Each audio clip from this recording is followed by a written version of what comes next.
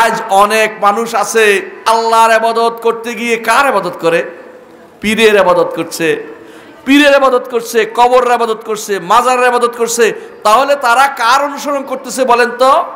নাসারাদের অনুসরণ করছে।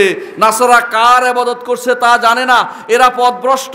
ঠিক আজ যারা আমাদের সমাজে তথাকথিত ইবাদতকারী আছে, দরবার খুলে বসেছে, তারা মনে করে মারিফত এভাবে হাসিল হয়। কখনো না, মারিফত দরবার দিয়ে পাওয়া যায় না। মারিফত হতে হলে আল্লাহ এবং তার রসুলের রেখে যাওয়া কোরআন এবং সুন্নাহ এবং সাহাবায়ে কেরামের তরিকার উপরে শুধুমাত্র মারিফত হয়।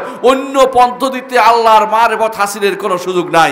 যেইভাবে নাসারারা আল্লাহ তাআলার পথ হারিয়ে ফেলেছে, যেভাবে জান্নাতের পথ হারিয়ে ফেলেছে, এই মানুষগুলো এখন দুনিয়ার বুকে যেভাবে উল্টা পাল্টা ইবাদত করে তারাও আল্লাহর পথ হারিয়ে ফেলেছে, জান্নাতের পথ হারিয়ে ফেলেছে।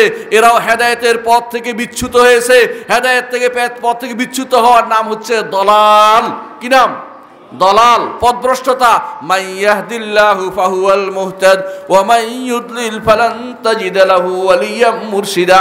যে আল্লাহ যাকে হেদায়েত দেয় সে শুধু হেদায়েত পায়। আল্লাহ যদি হেদায়েত না দেয়, যদি পথভ্রষ্ট করে, তাহলে কোনো ব্যক্তি তাকে পথ দেখাতে পারে না। আবার ওলিয়া মুর্শিদ তখন পীর সাহেবের কথা বলছি না। কেউ কেউ আছে এটা দিয়ে দলিল দিছে পীর ধরার কথা, নাউজুবিল্লাহ। ওইটা নয়, এখানে বলা হচ্ছে এমন কেউ তাকে পথ দেখাতে পারবে না, এমন দুনিয়ার কেউ তাকে পথ দেখাতে পারবে না আল্লাহ যদি তাকে পথভ্রষ্ট করে ফেলে।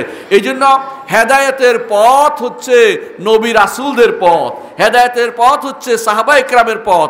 এরাই হচ্ছে আহলুস সুন্নাহ, এরাই হচ্ছে আহলুল হাদিস। এবং এই অনুসারী যারা থাকবে কিয়ামত পর্যন্ত, এই পথটাই হবে আহলুল হাদিসদের পথ এবং আহলুস সুন্নাহর পথ। এরাই হচ্ছে ফিরকাতুন নাজিয়ার পথ, এরাই হচ্ছে সালাফি।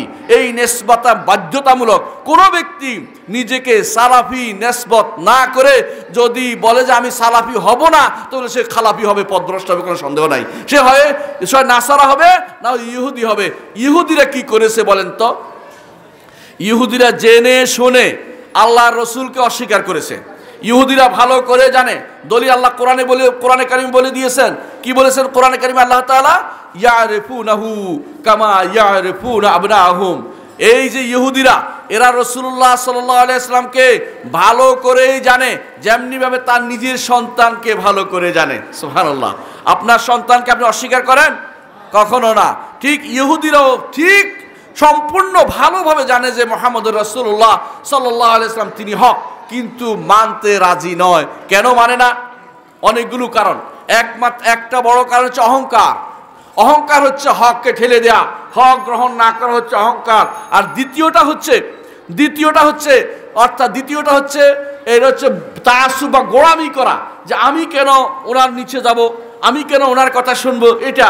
3 নম্বর হচ্ছে নেতৃত্ব এবং কর্তৃত্বের কারণে অনেকে ইহুদিরা হক গ্রহণ করতে পারে না। এটা স্পষ্ট সত্য। মুহাম্মদুর রাসূলুল্লাহ সাল্লাল্লাহু আলাইহি ওয়াসাল্লামের সময় এক ইহুদি সাহাবী ঈমান এনেছিলেন, তার নাম ছিল আব্দুল্লাহ ইবনে সালাম। তাকে যে এই আয়াত সম্পর্কে জিজ্ঞাসা করা হয়েছিল, যে এই যে আয়াত আল্লাহ কোরআনে বলেছেন যে ইয়ারিফুনাহু কামা ইয়ারিফুনা আবনাহুম, সন্তানের চেয়ে এরা আল্লাহ রাসূলুল্লাহ সাল্লাল্লাহু আলাইহি ওয়াসাল্লামকে বেশি করে চিনে। তাহলে কিভাবে চিনে আপনি বলেন তো? আপনি কিভাবে চিনলেন? তিনি তখন আরো আশ্চর্য কথা বলেছেন। তিনি বলেছেন, শুনেন, মুহাম্মদুর রাসূলুল্লাহ সাল্লাল্লাহু আলাইহি ওয়াসাল্লামকে আমি এত বেশি চিনি যে তিনি হক নবী তা বলার বাইরে আমার সন্তানের চেয়েও বেশি জানি, বেশি শুদ্ধ হিসেবে জানি। কারণ তার কথা আমাদের কিতাবে উল্লেখ আছে, তাকে দেখে সমস্ত চিহ্ন ফুটে উঠেছে, তার কাছে যত চিহ্ন জানার সব জেনে ফেলেছি।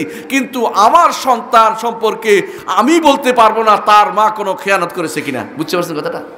তার মা কোনো খেয়ানত করছে কিনা আমি জানি না, কিন্তু মুহাম্মদুর রাসূলুল্লাহ সাল্লাল্লাহু আলাইহি ওয়াসাল্লাম সম্পর্কে আমি জানি যে তিনি আল্লাহর রাসূল, এর ব্যাপারে কোনো সন্দেহ নেই। তবে কেন ঈমান আনে না? কেন ঈমান আনে না? কারণ তারা অহংকারী। এই জন্য মুহাম্মদুর রাসূলুল্লাহ সাল্লাল্লাহু আলাইহি ওয়াসাল্লাম বলেছেন, যদি ইহুদিদের মধ্যে 10 জন ঈমান আনতো, তিনি নাম বলেছিলেন, এই 10 জন ঈমান আনলে সমস্ত ইহুদি আমার উপর ঈমান আনতো, কিন্তু নেতা গোছের লোকেরা ঈমান আনে না।